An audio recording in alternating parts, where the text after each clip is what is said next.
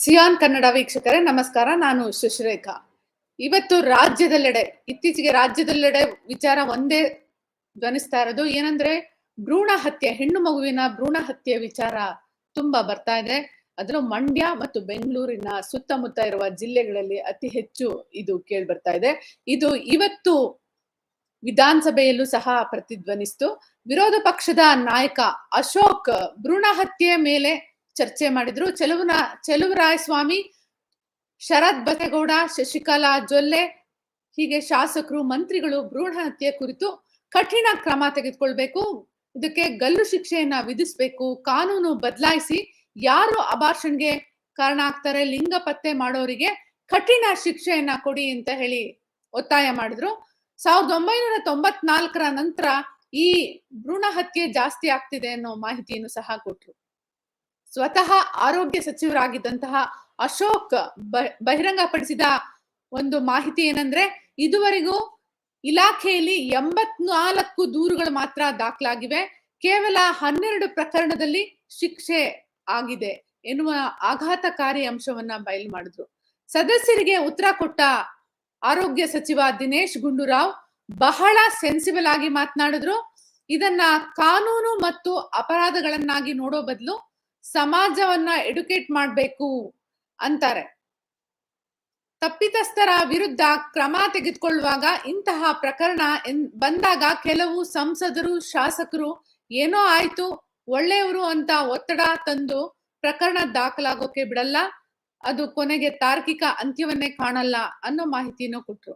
ಮತ್ತು ಇನ್ನೊಂದು ವಿಚಾರ ಏನಂದ್ರೆ, ಅಂಗನವಾಡಿ ಕಾರ್ಯಕರ್ತೆಯರಿಂದ ಹಿಡಿದು DHO ವರೆಗೆ ವ್ಯವಸ್ಥೆ ಇವರ ಪರವಾಗಿರುತ್ತೆ, ಅಂದ್ರೆ ವ್ಯವಸ್ಥೆ ಭ್ರಷ್ಟವಾಗಿದೆ ಅನ್ನೋ ಮಾಹಿತಿಯನ್ನ ಆರೋಗ್ಯ ಸಚಿವರು ಕೊಟ್ರು. ಆರೋಗ್ಯ ಸಚಿವರು ಕೊಟ್ರು, ಕಾನೂನು ಎಷ್ಟೇ ಕಠಿಣವಾಗಿದ್ರೂ ಅನುಷ್ಠಾನ ಆಗದೆ ಹೋದ್ರೆ, ಆ ಕಾನೂನುಗಳನ್ನ ಅನುಷ್ಠಾನ ಮಾಡದೇ ಇದ್ರೆ ಭ್ರೂಣ ಹತ್ಯೆ ತಡೆಯೋಕ್ಕಾಗಲ್ಲ ಅನ್ನೋ ಮಾಹಿತಿಯನ್ನ ಆರೋಗ್ಯ ಸಚಿವರು ಹೇಳಿದ್ರು. ಭ್ರೂಣ ಹತ್ಯೆ ಮಾಡೋರು ಮಾತ್ರವಲ್ಲ, ಪ್ರೇರೇಪಿಸೋರು, ಕುಟುಂಬಸ್ಥರು ಮತ್ತು ಸ್ವತಃ ಭ್ರೂಣ ಹತ್ಯೆಗೆ ಒಳಗಾಗೋ ಮಹಿಳೆ ಕೂಡ ಶಿಕ್ಷಾರ್ಹ ಆಗೋ ಹಾಗೆ ಮಾಡಿದ್ರೆ ಕಠಿಣ ಕಾನೂನನ್ನ ರೂಪಿಸ್ತೇವೆ, ಆ ರೀತಿ ಒಂದು ಕಠಿಣ ಕಾನೂನನ್ನ ರೂಪಿಸ್ತೀವಿ ಅಂತ ಹೇಳಿದ್ರು. ಇನ್ನು ಇದರ ಜೊತೆಗೆ ಕುಣಿಗಲ್ ಶಾಸಕ ಡಾಕ್ಟರ್ ರಂಗನಾಥ್, ಕೊಡಗು ಶಾಸಕ ಮಂಥರ್ ಗೌಡ ಪ್ರತಿಯೊಂದು ಲ್ಯಾಬ್ ಅನ್ನ ವ್ಯಾಪ್ತಿಗೆ ತನ್ನಿ, CCTV ಕ್ಯಾಮೆರಾ ಅಳವಡಿಸಿ, ಅಧಿಕಾರಿಗಳು ನಿರಂತರ ತಪಾಸಣೆ ನಡೆಸೋದು ಕಡ್ಡಾಯ ಆಗ್ಬೇಕು ಅಂತ ಹೇಳಿ ತಮ್ಮ ಒಂದು ಅಭಿಪ್ರಾಯವನ್ನು ವ್ಯಕ್ತಪಡಿಸಿದ್ರು. ಅಶೋಕ್ ಹೇಳಿದ ಗಂಡು ಮಕ್ಕಳು ಶ್ರೇಷ್ಠ, ತಲೆಗೊಳಿ ಇಡೋಕೆ ಗಂಡು ಮಕ್ಕಳೇ ಬೇಕು, ಅವರೇ ಶ್ರೇಷ್ಠ ಅನ್ನೋ ಸಮಾಜದ ಮಾನಸಿಕತೆ. ದಿನೇಶ್ ಗುಂಡೂರಾವ್ ಹೇಳಿದ ಹೆಣ್ಣು ಮಕ್ಕಳು ಭಾರ, ವೇಸ್ಟ್ ಎಂಬ ಆರ್ಥಿಕ ಚಿಂತನೆ ಪ್ರಸ್ತಾಪ ಆಯಿತು.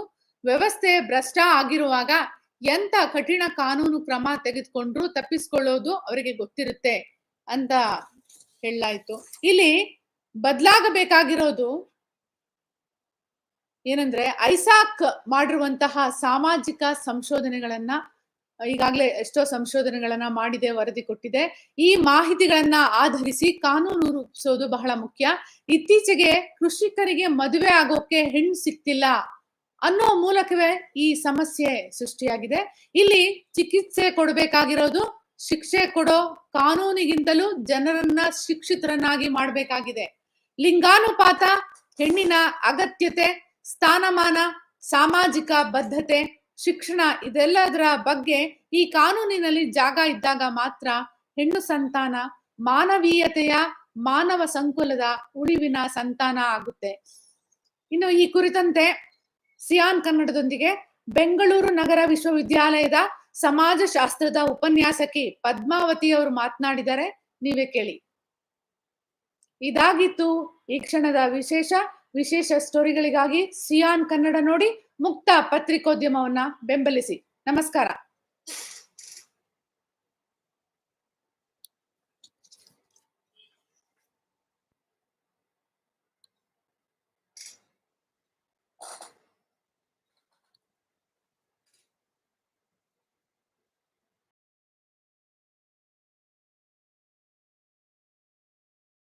Yes ma'am. ಸಿಯಾನ್ ಕನ್ನಡ ವೀಕ್ಷಕರೇ, ಇತ್ತೀಚೆಗೆ ನಾವು ಎಲ್ಲ ಕಡೆ ಚರ್ಚೆ ಆಗ್ತಾ ಇರೋದು ಹೆಣ್ಮಕ್ಳ ಮಗುವಿನ ಭ್ರೂಣ ಹತ್ಯೆ ಆಗ್ತಿದೆ ಅಂತ ಹೇಳೋದು ಯಾವ ಮಟ್ಟಕ್ಕೆ ಮುಂದುವರೆದಿದೆ ಅಂದ್ರೆ, ಇವತ್ತು ಸದನದಲ್ಲಿ ದೊಡ್ಡ ಮಟ್ಟದಲ್ಲಿ ಚರ್ಚೆ ಆಯ್ತು. ಇವತ್ತು ನಮ್ ಜೊತೆ ಪದ್ಮಾವತಿ ಅವರಿದ್ದಾರೆ, ಸೋಷಿಯಾಲಜಿ ಡಿಪಾರ್ಟ್ಮೆಂಟ್ ಬೆಂಗಳೂರು ಯೂನಿವರ್ಸಿಟಿ ಅವರು. ಮೇಡಮ್ ನಮಸ್ಕಾರ. ನಮಸ್ಕಾರ ಮೇಡಮ್. ಮೇಡಮ್, ಇದು ಹೆಣ್ಮಕ್ಳನ್ನ ಹತ್ಯೆ ಮಾಡ್ತಿದ್ದು ಒಂದು ಏನ್ ನಮ್ಮ ಹಿಂದಿನ ಜನರೇಷನ್ಗೆ ಏನೋ ಆತರ ಇತ್ತು ಅಂದ್ರೆ, ಆದ್ರೆ ಇವತ್ತು ಐಟಿ ನಲ್ಲಿ ನಾವೇನು ಒಂದು ದೊಡ್ಡ ಮಟ್ಟದ ಸಾಧಿಸಿದೀವಿ. ಎಲ್ಲಾ ಮಟ್ಟದಲ್ಲೂ ಇವತ್ತು ನಾವು ಮಾಡರ್ನ್ ವರ್ಲ್ಡ್ ತೆರೆದುಕೊಂಡಿದ್ರು ಅಂತ ಮನಸ್ಥಿತಿ ಇವತ್ತಿಗೂ ಯಾಕಿದೆ ಗ್ರಾಮೀಣ ಭಾಗಗಳಲ್ಲಿ, ಅದರಲ್ಲೂ? ಮ್ಯಾಮ್, ಬೇಸಿಕಲಿ ನಾವ್ ಇವತ್ತು ಹೇಳ್ಬೋದು ನಾವು ಪೋಸ್ಟ್ ಮಾಡರ್ನ್ ಸೊಸೈಟಿಗೆ ಎಂಟರ್ ಆಗಿದ್ದೀವಿ, ನಾವು 21st ಸೆಂಚುರಿನಲ್ಲಿ ಇದೀವಿ, it is completely IT world ಅಂತ ಹೇಳಿದ್ರು ಕೂಡ ನಮ್ಮ ಭಾರತೀಯ ಸಮಾಜ ಹಳ್ಳಿಗಳ ಸಮಾಜ ಆದ್ರಿಂದ ಸಾಕಷ್ಟು ಹಳ್ಳಿಗಳು ಇನ್ನೂ ಆಧುನಿಕತೆಗೆ ಅಥವಾ ಜಾಗತೀಕರಣಕ್ಕೆ ತೆರೆದುಕೊಂಡಿಲ್ಲ ಮ್ಯಾಮ್. ಆ ಮೌಢ್ಯ ಏನಿದೆ, ಆ ಸ್ಟಿಗ್ಮಾ ಇನ್ನೂ ಅವ್ರ ಮನ್ಸಲ್ಲಿದೆ, ಹೆಣ್ಮಕ್ಳು ಅನ್ನೋದು ಒಂದು ಹೊಣೆ ಅಂತ. ಕೈಯಲ್ಲಿ ಅಂಗೈಯಲ್ಲೇ ಮೊಬೈಲ್ ಇದೆ, ಮೊಬೈಲ್ ಅಲ್ಲಿ ಇಡೀ ವಿಶ್ವನ ನೋಡಕ್ಕೆ ಅವ್ರಿಗೆ ಅವಕಾಶ ಇದೆ. ಹೇಗೆಲ್ಲ ಬದಲಾಗ್ತಿದೆ ವಿಶ್ವ ಅಂತ ಅವ್ರಿಗೂ ಗೊತ್ತಾಗ್ತಾ ಇರುತ್ತೆ, ಅದನ್ನು ಕಣ್ಣಲ್ಲೇ ನೋಡ್ತಾ ಇರ್ತಾರೆ. ಮೊಬೈಲ್ ಅಷ್ಟೇ ಎಷ್ಟು ನಮ್ಮನ್ನ ಮಾಡರ್ನ್ ವರ್ಲ್ಡ್ ಗೆ ಮತ್ತೆ ಎಜುಕೇಶನ್ಗೆ ನಾಲೆಡ್ಜ್ಗೆ ಎಕ್ಸ್ಪೋಸ್ ಮಾಡಿದೆ, ಅಷ್ಟೇ ಇನ್ನೊಂದು ಗುಂಪು ಮೌಢ್ಯತೆಗೆ ತಳ್ತಾ ಇದೆ ಮ್ಯಾಮ್. ನಮ್ಮ ಚಿಂತನೆಗಳನ್ನ ಆ ರೀತಿ ತೆರೆದುಕೊಡೋದು. ಏನ್ ಹೇಳ್ಬೋದು ಅಂತಂದ್ರೆ, ಈ ರೀತಿ ನಿಧಿ ಸಿಗತ್ತೆ ಮಕ್ಕಳು ಸಾಯಿಸಿದ್ರೆ, ಅಥವಾ ಹೆಣ್ಣು ಮಕ್ಕಳಿಂದ ಹೊರೆ ಜಾಸ್ತಿ, ಇನ್ನು ಡೌರಿ ಸಿಸ್ಟಮ್ಗೆ ತೆರೆದುಕೊಂಡಿರುವಂತದ್ದು, ಹೆಣ್ಮಕ್ಳಿದ್ರೆ ಈ ರೀತಿ ಪೇರೆಂಟ್ಸ್ ಗೆ ಹೊರೆ ಅನ್ನುವಂಥದ್ದನ್ನ ಇನ್ನೊಂದಷ್ಟು ಗುಂಪು ಜಾಸ್ತಿ ಅದನ್ನ ಕ್ರಿಯೇಟ್ ಮಾಡ್ತಾ ಹೋಗ್ತಿದೆ. ನೀವು ಸಾಕಷ್ಟು ಕಡೆ ನೋಡಿರ್ಬೋದು ಇನ್ನು ಉದಾಹರಣೆಗಳು.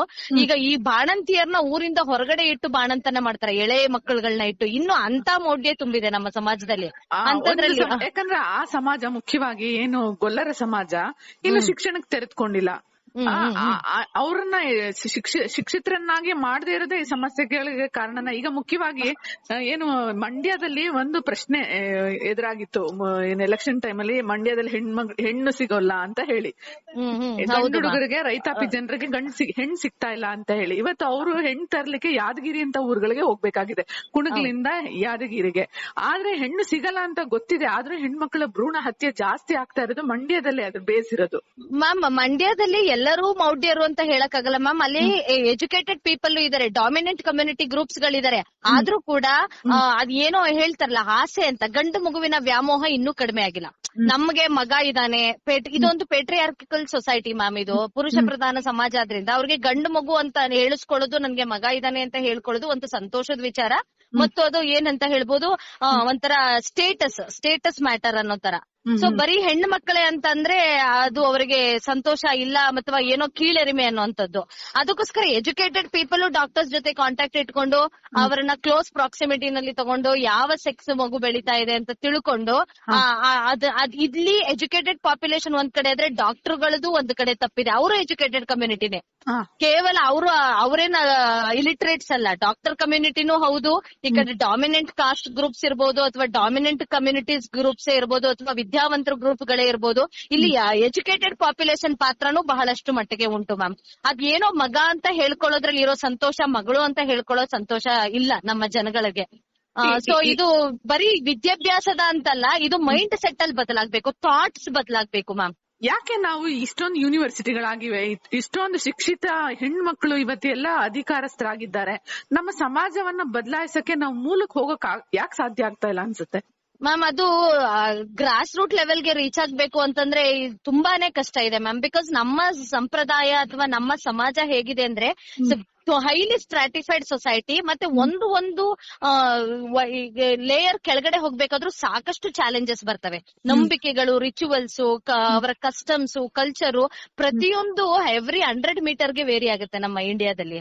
ಸೊ ಅದರಿಂದ ಜನರನ್ನ ಹೊರಗ್ ತರಬೇಕು ಅಂದ್ರೆ ಇದು ತುಂಬಾ ಅನಾದಿ ಕಾಲದಿಂದ ಅವ್ರ ಮನಸ್ಸಲ್ಲಿ ಕೂತಿರೋದ್ರಿಂದ, ಜನರೇಷನ್ಸ್ ಟುಗೆದರ್ ಪಾಸ್ ಆಗಿರೋದ್ರಿಂದ ಇಟ್ ಟೇಕ್ಸ್ ಟೈಮ್ಸ್ ಮ್ಯಾಮ್. ಇದೊಂಥರ ಎವಲ್ಯೂಷನ್ ಪ್ರೋಸೆಸ್ ತರ.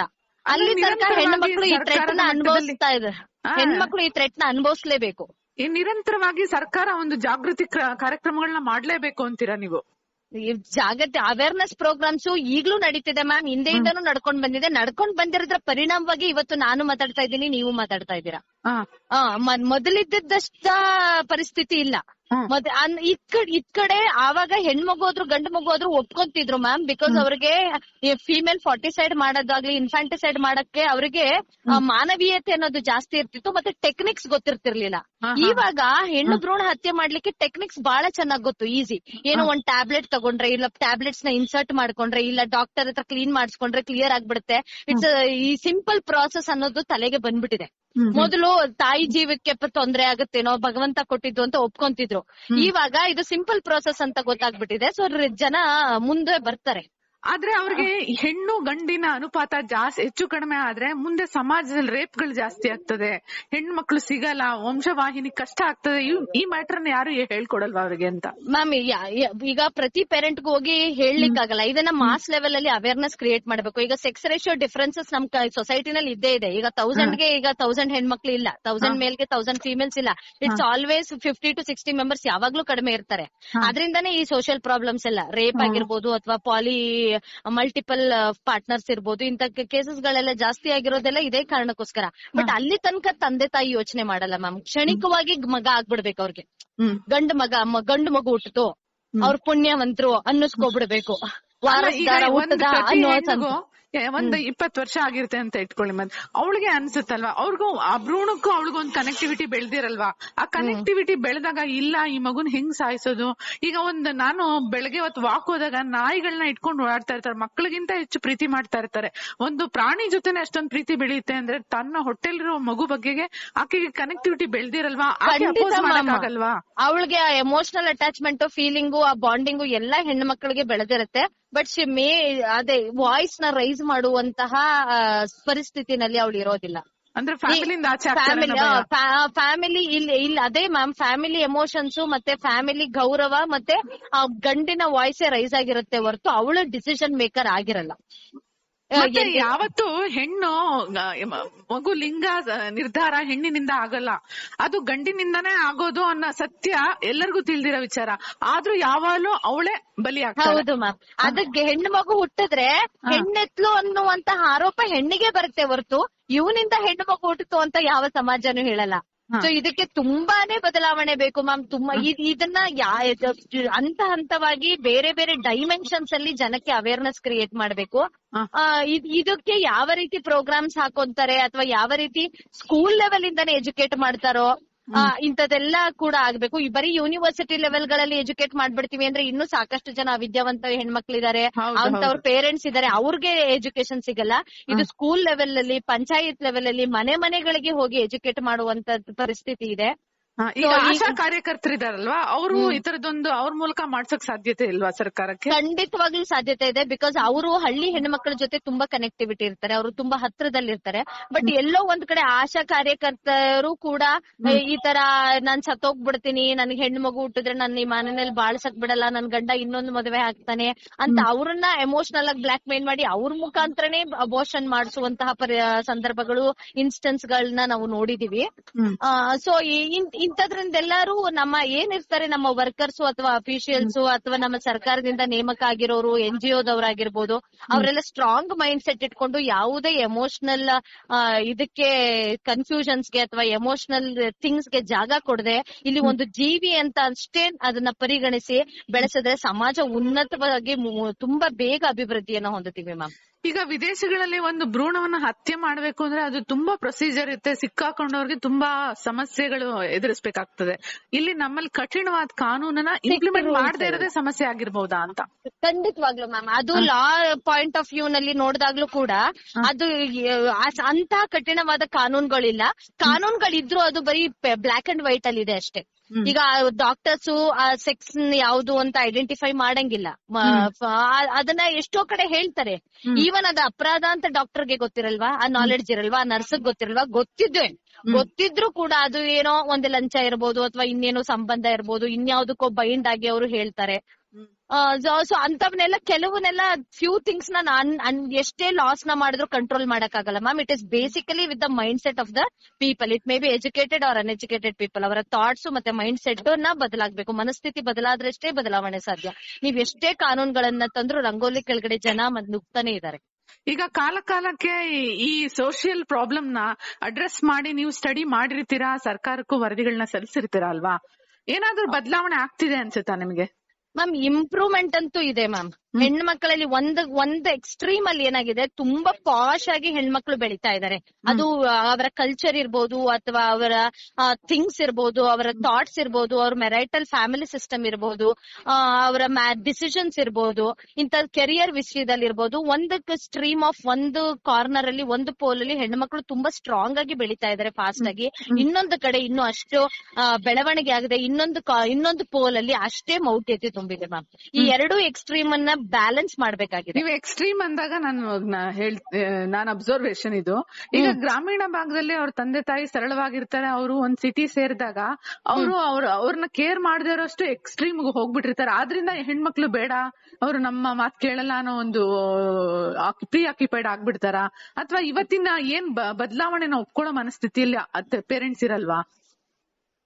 ಮ್ಯಾಮ್, ಈ ಬದಲಾವಣೆ ಪೇರೆಂಟ್ಸ್ ಒಪ್ಕೊಂತಾರೆ ಮ್ಯಾಮ್. ಕೆಲವಂತೂ ನಮ್ಮ ವ್ಯವಸ್ಥೆಗೆ ವಿರುದ್ಧವಾದ ಬದಲಾವಣೆಗಳು ನಡೀತಾ ಇದೆ, ಅಂತವಗಳನ್ನ ಪೇರೆಂಟ್ಸ್ ಒಪ್ಕೊಂತಾ ಇಲ್ಲ. ಫಾರ್ ಎಕ್ಸಾಂಪಲ್, ಈಗ ನಮ್ದು ಸುಭದ್ರವಾದ ಸಮಾಜ ಆಗಿದೆ ಅಂತ ಅಂದ್ರೆ ಅದಕ್ಕೆ ನಮ್ಮ ಫ್ಯಾಮಿಲಿ ಸಿಸ್ಟಮ್ ಆಗಿರ್ಬೋದು, ಮ್ಯಾರೇಜ್ ಸಿಸ್ಟಮ್ ನ ಕಾಂಟ್ರಿಬ್ಯೂಷನ್ ಬಹಳಷ್ಟಿದೆ. ಈಗ marriage system is getting converted into living together relationships ಅಲ್ಲಿ. ಇಂತ ಮೆಟ್ರೋಪಾಲಿಟನ್ ಸಿಟೀಸ್ ಅಲ್ಲಿ living together relationship, pre marital relationship, extra marital relationships ಇಂಥವೆಲ್ಲ ತೆರೆದುಕೊಂಡಿವೆ ಬಹಳ because it is lot of freedom, individuality, privacy ಅನ್ನುವಂತಹ ಮಾಡರ್ನೈಸೇಷನ್, ಲಿಬರಲೈಸೇಷನ್ ಅನ್ನುವಂತಹ ಬೇರೆ ಬೇರೆ ವಿಭಿನ್ನ ಹೆಸರುಗಳಲ್ಲಿ ಇಂಥವೆಲ್ಲ ತೆರೆದುಕೊಂಡು ನಮ್ಮ ಬೇಸಿಕ್ ಫ್ಯಾಮಿಲಿ ಸಿಸ್ಟಮ್, ನಮ್ಮ ಮ್ಯಾರೇಜ್ ಸಿಸ್ಟಮ್ ಡಿಸ್ಟರ್ಬ್ ಆಗ್ತಿದೆ.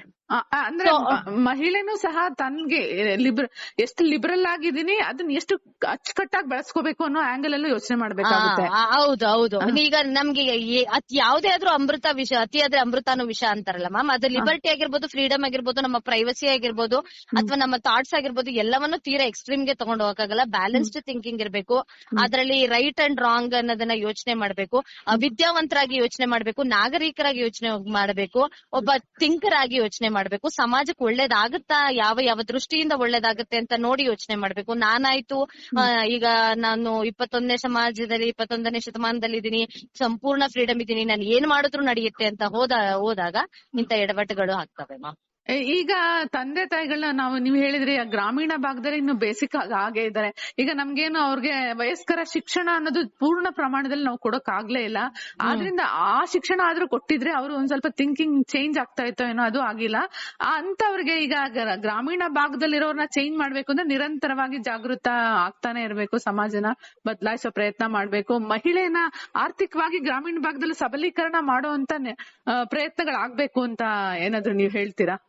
ಮ್ಯಾಮ್, ಖಂಡಿತವಾಗಿ ನೀವು ಏನ್ ಹೇಳಿದ್ರಿ ಎಲ್ಲಾ ವಿಷಯಗಳು ಸರಿನೇ. ಎಂಪವರ್ಮೆಂಟ್, ಮಹಿಳೆಯನ್ನ ಎಂಪವರ್ ಮಾಡೋದಾಗಿರ್ಬೋದು, ಅಥವಾ ಅವ್ರಿಗೆ ಬೇಸಿಕ್ ನಾಲೆಡ್ಜ್ ಕೊಡೋದಾಗಿರ್ಬೋದು. ಒಬ್ರು ಡಿಸಿಷನ್ ಮೇಕರ್ ಅಂತ ಗಂಡ ಒಪ್ಕೊಳ್ಳೋ ಸ್ಥಿತಿ ಬರ್ಬೇಕು. ಈ ಎಂಪವರ್ಮೆಂಟ್ ಆದ್ರೆ ಇದೆಲ್ಲವೂ ಕೂಡ ಆಗುತ್ತೆ ಮ್ಯಾಮ್. ಆದ್ರೆ ಗಂಡನ್ಗೆ ಅವಳು ಎಜುಕೇಟ್ ಮಾಡೋದಲ್ದೆ ಅವನನ್ನ ಎಜುಕೇಟ್ ಮಾಡುವಂತ ಸಾಮರ್ಥ್ಯವನ್ನ ಬೆಳೆಸ್ಕೋಬೇಕು, ಕನ್ವಿನ್ಸ್ ಮಾಡುವಂತ ಸಾಮರ್ಥ್ಯವನ್ನ ಬೆಳೆಸ್ಕೋಬೇಕು. ಸರಿ ತಪ್ಪು ಯಾವ್ದು, ನಂದು ಒಂದು ವಾಯ್ಸ್ ಇದೆ, ನಂದು ಒಂದು ಡಿಸಿಷನ್ ಇದೆ, ನಂದು ಒಂದು ಫೀಲಿಂಗ್ ಇದೆ, ನಂದು ಒಂದು ರೈಟ್ ಇದೆ ಅಂತ ಧ್ವನಿ ಎತ್ತಿ ಮಾತಾಡೋದನ್ನ ಹೆಣ್ಮಕ್ಳಲ್ಲಿ ಬೆಳೆಸ್ಬೇಕಾಗುತ್ತೆ ಮ್ಯಾಮ್. ನೀವು ಹೇಳಿದ್ರಿ ನಮ್ ಕಲ್ಚರ್ ಬೇರೆ ತರ ಇದೆ ಅಂತ, ಆದ್ರೆ ನಮ್ ಕಲ್ಚರ್ ಇನ್ನೊಂದು ಉನ್ನತವಾದ್ದು ಹೇಳಿದೆ, ಎಲ್ಲಿ ನಾರಿಯರನ್ನ ಪೂಜಿಸ್ತಾರ ಅಲ್ಲಿ ದೇವತೆಗಳು ನೆಲೆಸ್ತಾರೆ ಅಂತ. ಇದು ಬರೀ ಬಾಯಿ ಮಾತಾ, ರಿಯಲ್ ಆಗಿ ಅದು ನಡೆಯಲ್ವಾ ಮಹಿಳೆ ಜೊತೆ? ಮ್ಯಾಮ್, ಇದು ಬಾಯಿ ಮಾತಷ್ಟೇ ಅಲ್ಲ ಮ್ಯಾಮ್, ಇದು ಸತ್ಯನೂ ಕೂಡ. ಒಂದು ಕಡೆ ಇದು ಸತ್ಯ, ಇನ್ನೊಂದು ಕಡೆ ಇದು ಸುಳ್ಳು ಮ್ಯಾಮ್.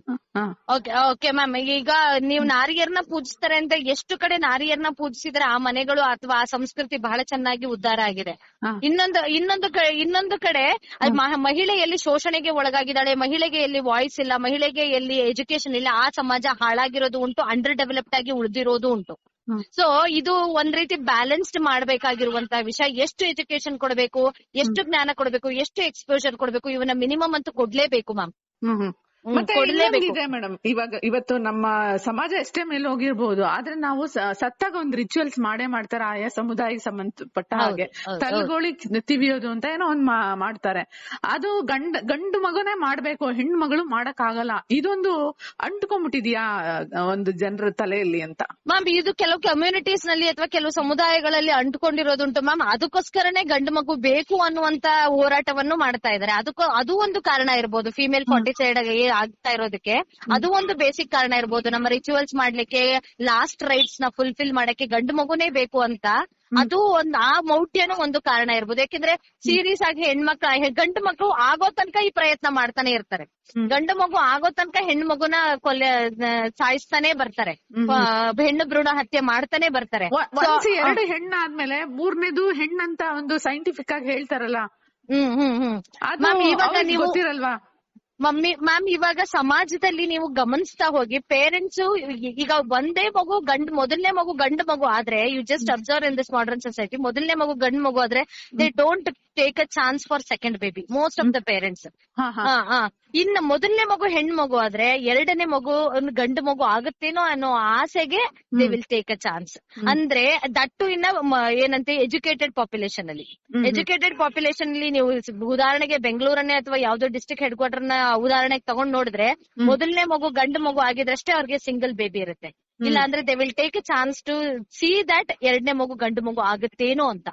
ನೀವು ಸೊಸೈಟಿನ ಸ್ಟಡಿ ಮಾಡೋದ್ರಿಂದ ಒಂದೇ ಮಗು ಇದ್ರೂ ಆ ಮಗುನು ಸಮಸ್ಯೆನೆ ಅಂತ ಹೇಳ್ತಾರೆ ಮೇಡಮ್. ನೀವು ಹೌದು ಮ್ಯಾಮ್, ಖಂಡಿತ. ಅದು ಒಂದೇ ಮಗು ಇದ್ರೆ ಆ ಮಗುನು ಸಮಸ್ಯೆ. ಬಿಕಾಸ್ ಆ ಮಗುವಿನ social behaviour, social interaction, sharing, caring ಎಲ್ಲದ್ರಲ್ಲೂ ಬೇರೆ 2-3 ಮಕ್ಕಳ ಜೊತೆ ಬೆಳೆದಂತಹ ಮಕ್ಕಳಿಗೆ ಇರೋದಿಲ್ಲ.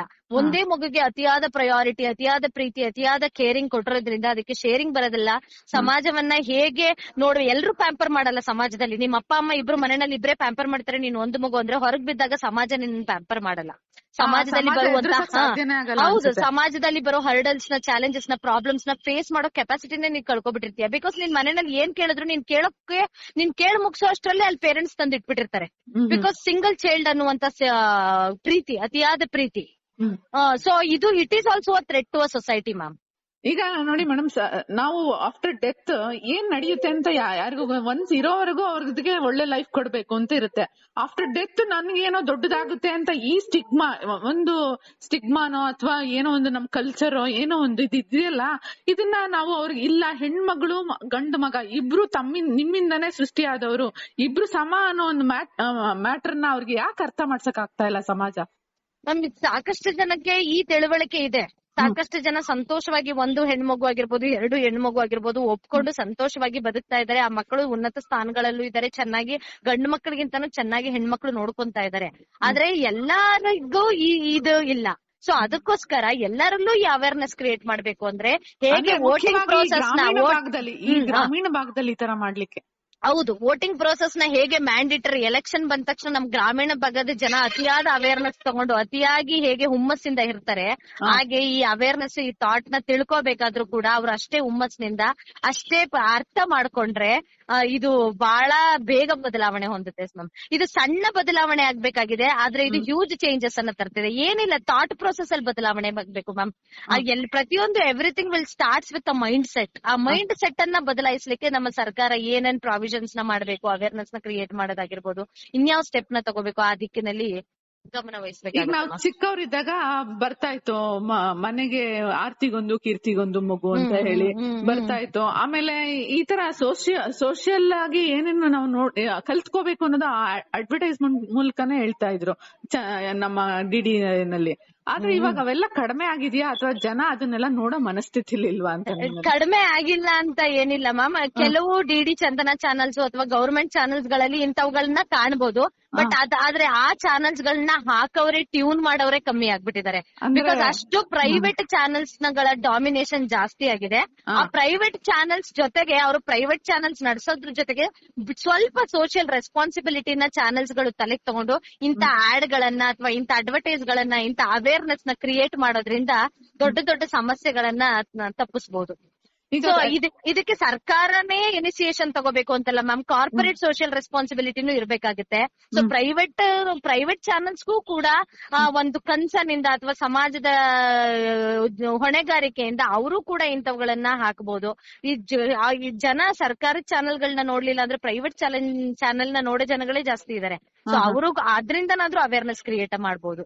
So that's nothing wrong. Private channels ಹಾಕಬಾರ್ದು ಅಂತ ಏನಿಲ್ಲ, ಅದ್ರಲ್ಲೂ ಆಡ್ ಕೊಡ್ಬೇಕು, ಅದ್ರಲ್ಲಿ ಅವೇರ್ನೆಸ್ ಕ್ರಿಯೇಟ್ ಮಾಡಬಾರ್ದು ಅಂತ ಏನಿಲ್ಲ. ಯಾವಾಗ್ಲೂ ಕಮರ್ಷಿಯಲ್ ಅಡ್ವರ್ಟೈಸ್ಮೆಂಟ್ಸ್ ನೇ ಮಾಡ್ಬೇಕು ಅಂತ ಏನಿಲ್ಲ ಅಲ್ಲ ಮ್ಯಾಮ್. ಈಗ ಮೇಡಮ್, ಈಗ ಏನು ಮಂಡ್ಯ ರೈತರಿಗೆ ಹೆಣ್ ಸಿಗಲ್ಲ ಅನ್ನೋದು ಸಮಸ್ಯೆ ಅಂತ ಗೊತ್ತಾಗುತ್ತೆ ಅಂದಾಗ ಭ್ರೂಣ ಹತ್ಯೆ ಮಾಡೋದು ಸಮಸ್ಯೆ ಅಂತ ಸಣ್ಣ ಸತ್ಯ ಯಾಕೆ ಅರ್ಥ ಆಗಲ್ಲ ಅವರಿಗೆ ಅಂತ. ಇದೇ ನಮ್ಮ ಸಮಾಜದ ವಿಪರ್ಯಾಸ ಮ್ಯಾಮ್. ಇವತ್ತು ಅವರು ಹೆಣ್ಣು ಭ್ರೂಣ ಹತ್ಯೆ ಎಷ್ಟೊಂದು ಮಾಡಿದ್ದಾರೆ, ಇನ್ನ 10-20 ವರ್ಷಕ್ಕೆ ಇದರ ರಿಪರ್ಕೇಶನ್ ಅನುಭವಿಸ್ತಾರೆ. ಏನಂದ್ರೆ ಬೆಂಗಳೂರು ಸುತ್ತಮುತ್ತ ಇರೋ ಜಿಲ್ಲೆಗಳೆಲ್ಲ ಜಾಸ್ತಿ ಅನ್ನೋದಕ್ಕೆ ಕಾರಣ ಏನು ಮೇಡಮ್? ಹೇಳಿದ್ದೆ ಮ್ಯಾಮ್, ಎಜುಕೇಟೆಡ್ ಪಾಪ್ಯುಲೇಷನ್ ಅಲ್ಲಿ ಇನ್ನೊಂದಷ್ಟು ಪ್ರಾಬ್ಲಮ್ಸ್ ಇದೆ ಮ್ಯಾಮ್. ಎಜುಕೇಟೆಡ್ ಅಂತ ತಗೊಂಡಾಗ ಮೊದಲನೇದು ಡಾಕ್ಟರ್ಸ್ ನರ್ಸಸ್ ನೇ ತಗೊಂಡಾಗ ಅವ್ರು ಎಜುಕೇಟೆಡ್, ಅವ್ರು ಮಾಡದೆ ಯಾರು ಮಾಡ್ತಾ ಇದಾರೆ ಮ್ಯಾಮ್ ಇದನ್ನ? ಅಂದ್ರೆ ಮೊದ್ಲಿಗೆ ಒಂದ್ ಜನರಿಗೆ ಅವ್ರಿಗೆ ಒಂದ್ ಭಯ ಇರ್ತಾ ಇತ್ತು, ಏನಪ್ಪಾ ಜೀವಕ್ಕೆ ತೊಂದ್ರೆ ಕೊಟ್ರೆ ದೇವ್ರ ಮೆಚ್ತಾನ. ಪಾಪ ಪ್ರಜ್ಞೆ ಎಲ್ಲ ತುಂಬಾ ಕಡಿಮೆ ಆಗ್ಬಿಟ್ಟಿದೆ ಮ್ಯಾಮ್. ನಮ್ಮ ಸ್ಪಿರಿಚುಯಾಲಿಟಿ, ರಿಲಿಜಿಯಸ್ ಬಿಲೀಫ್ಸ್ ಅಥವಾ ಧರ್ಮದ ಮೇಲಿನ ಭಯ, ದೇವರ ಮೇಲಿನ ಭಯ, ಈ ತರ ಮಾಡಿದ್ರೆ ನಮ್ಗೆ ಪಾಪ ಸುತ್ಕೊಳ್ಳುತ್ತೆ, ಪಾಪ ಪುಣ್ಯ ಕರ್ಮ ಅನ್ನುವಂತ ಮಾತುಗಳನ್ನ ಆಡ್ತಿದ್ವಲ್ಲ, ಅಂತಹ ಭಯ ಎಲ್ಲ ಬಹಳ ಕಡಿಮೆ ಆಗ್ಬಿಟ್ಟಿದೆ ಸಮಾಜದಲ್ಲಿ. ಎಲ್ಲರೂ ವೈಜ್ಞಾನಿಕವಾಗಿ ಥಿಂಕ್ ಮಾಡ್ತಾರೆ, ಇದು ಒಂದು ಈಸಿ ಪ್ರೋಸೆಸ್ ಅಂತ ಅನ್ಕೊಂಡ್ಬಿಟ್ಟಿದ್ದಾರೆ.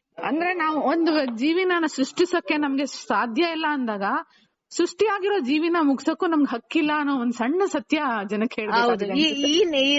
ಈ ರೂಲ್ ಆಫ್ ನೇಚರ್ ಗೊತ್ತಿಲ್ಲ ಮ್ಯಾಮ್. ಅದ್ ಅಷ್ಟನ್ನೇ ಅರ್ಥ ಮಾಡ್ಕೊಬಿಟ್ರೆ ಸಮಾಜ ತುಂಬಾ ಬ್ಯಾಲೆನ್ಸ್ಡ್ ಆಗಿ ನಡ್ಕೊಂಡು ಹೋಗುತ್ತೆ. ನಾನ್ ಹೇಳೋದಿಷ್ಟೇ ಮ್ಯಾಮ್, ಫೈನಲಿ ಇದೆಲ್ಲಾ ಸಂಪೂರ್ಣವಾಗಿ ಬದಲಾಗಬೇಕು. ನೀವು ಎಷ್ಟೇ ಎಜುಕೇಟೆಡ್ ಆಗಿರ್ಬೋದು, ಅನ್ಎಜುಕೇಟೆಡ್ ಆಗಿರ್ಬೋದು, ಅನ್ಎಜುಕೇಟೆಡ್ ಆದ್ರೂ ಮಿನಿಮಮ್ ಜ್ಞಾನ ಅಂತ ಇರುತ್ತೆ. ನಮ್ಮ ಸಾಮಾಜಿಕರಣ ಪ್ರಕ್ರಿಯೆನಲ್ಲಿ ಯಾವ್ದು ಸರಿ ಯಾವ್ದು ತಪ್ಪು ಅನ್ನೋದನ್ನಂತೂ ನಮ್ಮ ಸಮಾಜ ಕಲ್ಸಿರುತ್ತೆ. ಸೊ ಇದನ್ನ ಪ್ರತಿಯೊಬ್ಬ ಮನುಷ್ಯನ ಥಾಟ್ ಇಂದ ಮೈಂಡ್ ಸೆಟ್ ಇಂದ ಚೇಂಜ್ ಮಾಡ್ಬೇಕು ಅಂತ ನಾನು ಪರ್ಸನಲಿ ಹೇಳ್ತೀನಿ ಮ್ಯಾಮ್. ಇದಲ್ಲದೆ ಗ್ರಾಮೀಣ ಭಾಗದಿಂದ ಯೂನಿವರ್ಸಿಟಿಗೆ ಹೆಣ್ಮಕ್ಳು ಬರ್ತಾರೆ. ಖಂಡಿತ ಅಲ್ಲಿನ ವ್ಯವಸ್ಥೆ ಹೇಗಿರುತ್ತೆ ಅಂತ ನಿಮ್ಮ ಹತ್ರ ಶೇರ್ ಮಾಡ್ಕೊಂಡಿರ್ಬೋದು, ಅದನ್ನ ಹೇಳ್ಬೋದಾ ಮೇಡಮ್? ನಮ್ ವಿದ್ಯಾರ್ಥಿಗಳು ಅವ್ರು ಬರ್ತಾರೆ ಮ್ಯಾಮ್. ಬಂದ್ರು ಅವರು ಲೇಟ್ ಆಗಿ ಹೋಗ್ಲಿಕ್ಕೆ ಹೆದರ್ತಾರೆ. ನಮ್ಮನ್ನ ಕಾಲೇಜ್ ಕಳಿಸ್ತದೇ ಹೆಚ್ಚು ಮ್ಯಾಮ್, ನಾವ್ ಬರೋದೇ ಹೆಚ್ಚು ಮ್ಯಾಮ್. ನಾವ್ ಮಧ್ಯಾಹ್ನಕ್ಕೆ ಹೊಟ್ಬಿಡ್ತೀವಿ ಮ್ಯಾಮ್, ಕತ್ಲಾಗೋ ಅಷ್ಟ್ರಲ್ಲಿ ಮನೆ ತಲುಪ್ಕೋಬೇಕು, ಇಲ್ಲಾಂದ್ರೆ ನಮ್ಮಪ್ಪ ಕಾಲೇಜ್ಗೆ ಕಳ್ಸಲ್ಲ, ನಮ್ಮಮ್ಮ ಸ್ಕೂಲ್ಗೆ ಕಳ್ಸಲ್ಲ ಅಂತಾರೆ. ನಾವು ಏನ್ ರೀಚ್ ಆಗ್ಬೇಕು, ಅದಕ್ಕೆ ಎಷ್ಟು ಡೆಡಿಕೇಟ್ ಆಗ್ಬೇಕು, ಅದಕ್ಕೆ ಟೈಮ್ ಕೊಡುತ್ತೆ. ಆಗಲ್ಲ, ಈಗ್ಲೂ ರೆಡಿ ಇಲ್ಲ. ನಮ್ಗೆ ನಮ್ದು ಆರ್ಟ್ಸ್ ಡಿಪಾರ್ಟ್ಮೆಂಟ್ಸ್ ಆಗಿರೋದ್ರಿಂದ ನಮ್ಗೆ usually they come from village back ground students. ಯಾಕಂದ್ರೆ ಪ್ರೊಫೆಷನಲ್ ಕೋರ್ಸ್ ಗಳಾದ್ರೆ ಸ್ವಲ್ಪ ಎಕ್ಸ್ಪೋಜರ್ ಇರುವಂತ ಎಜುಕೇಟೆಡ್ ಫ್ಯಾಮಿಲೀಸ್ ಗಳಿಂದ ಇರ್ಬೋದು, ಅಂತ ಕಡೆ ಮಕ್ಕಳು ಹೋಗಿರ್ತಾರೆ. ನಮ್ಗೆಲ್ಲ ಸುತ್ತಮುತ್ತ ಬರೋ ಹಳ್ಳಿ ಹೆಣ್ಮಕ್ಳುಗಳು ಏನಿರ್ತಾರೆ, ಅವ್ರ ಮನೆಗೆ ವಾಪಸ್ ಹೋಗೋದನ್ನೇ ಟೈಮ್ ನೋಡ್ತಾ ಇರ್ತಾರೆ. ಮೇಡಮ್ ನಾವು ತಲುಪ್ಕೋಬೇಕು ಮೇಡಮ್, ಬಸ್ ಇಲ್ಲ, ಈ ಬಸ್ ಬಿಟ್ರೆ ನೆಕ್ಸ್ಟ್ ಆ ಬಸ್ ಆಗುತ್ತೆ, ಕತ್ಲಾಗ್ಬಿಡುತ್ತೆ ನಮ್ಗೆ ಅಂತ ಹೇಳ್ತಾರೆ. ಇನ್ನು ಕೆಲವು ಮಕ್ಳು ಮಧ್ಯದಲ್ಲೇ ಮದುವೆ ಆಗ್ಬಿಡ್ತಾರೆ. ಮದುವೆ ಆದ್ಮೇಲೆ ಅವರು ಎಷ್ಟು ಫೋನ್ ಮಾಡಿದ್ರು ತೆಗಿಯಲ್ಲ, ಬನ್ನಿ ಅಂತ ನಾವೇ ಹೋಗಿ ಕರೆದ್ರು ಬರಲ್ಲ. ನಮ್ಗೆ ಇಂಟೇಕ್ ಬಂದಾಗ ಎಷ್ಟಿರುತ್ತೆ ಅಷ್ಟೇ, ಅವು ಹೊರಗೋಗುವಾಗ ಅಷ್ಟು ಜನ ಮಕ್ಳು ಇರಲ್ಲ. ಬಹಳ ಬೇಜಾರಾಗುತ್ತೆ. 75 years ಆದ್ರೆ ಈ ಪರಿಸ್ಥಿತಿ ಸುಧಾರಣೆ ಆಗ್ತಾ ಇಲ್ಲ. ಇಲ್ಲ ಮ್ಯಾಮ್, ಸುಧಾರಣೆ ಆಗಿಲ್ಲ ಅಂತ ಹೇಳಿದ್ರೆ ತಪ್ಪಾಗತ್ತೆ. ಸುಧಾರಣೆ ಆಗಿದೆ, ಇನ್ನೂ ಸುಧಾರಣೆ ಆಗೋ ಅವಶ್ಯಕತೆ ಇದೆ.